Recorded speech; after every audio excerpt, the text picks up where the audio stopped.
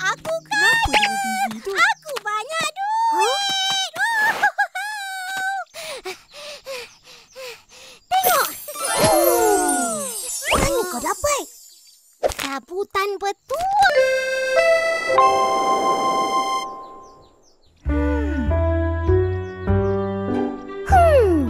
Baguslah buku ni. Banyak benda baru yang kita belajar pasal dinosaur. Betul-betul. Kalau ikhlas nak menderma, derma je lah. Tak payah nak bagi tahu orang berapa banyak. Duit derma ni untuk surau. Siapa yang menderma dapat banyak pahala. Kan, Atuk? Iya, betul tu. Bukan senang nak jumpa rumah tradisional sekarang ni.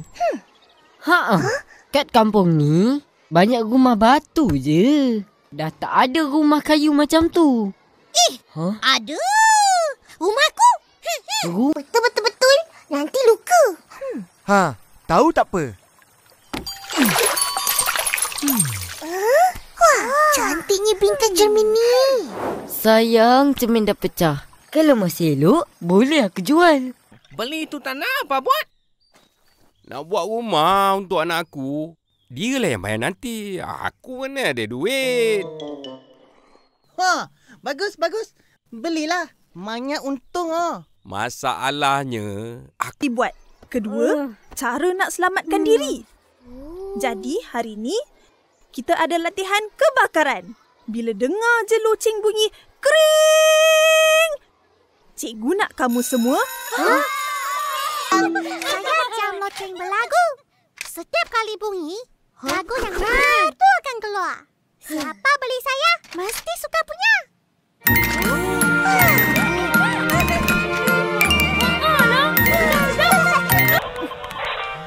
Daddy.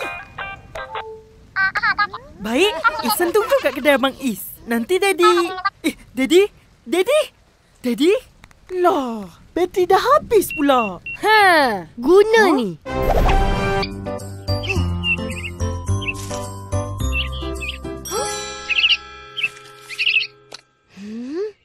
Apa ni? Simpanlah dulu.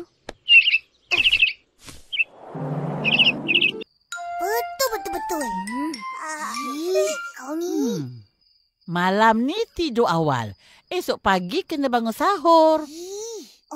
Sahur tu apa pula? Sahur tu pagi-pagi.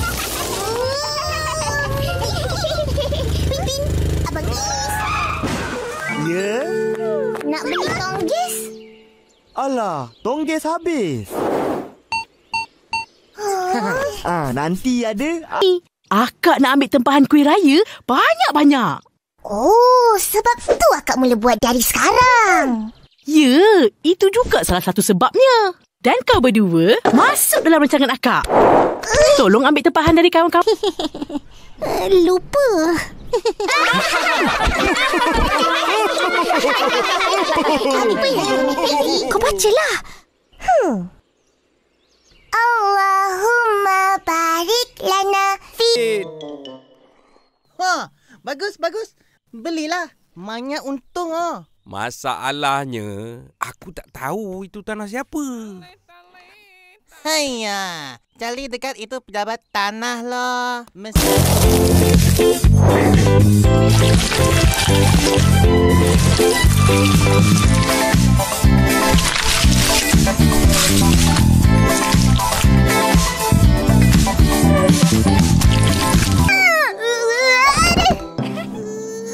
Sudah sakit. Mari saya tengok. Ayah, banyak teruk. Sudah rosak. Nanti ya.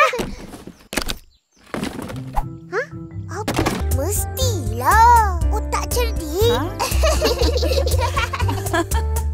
Dah, pergi sekolah lekas. Nanti lambat. Rose pun kena gerak dah. Iyalah. Dadah. Bye. Yelah. Nah, pergi beli aiskrim.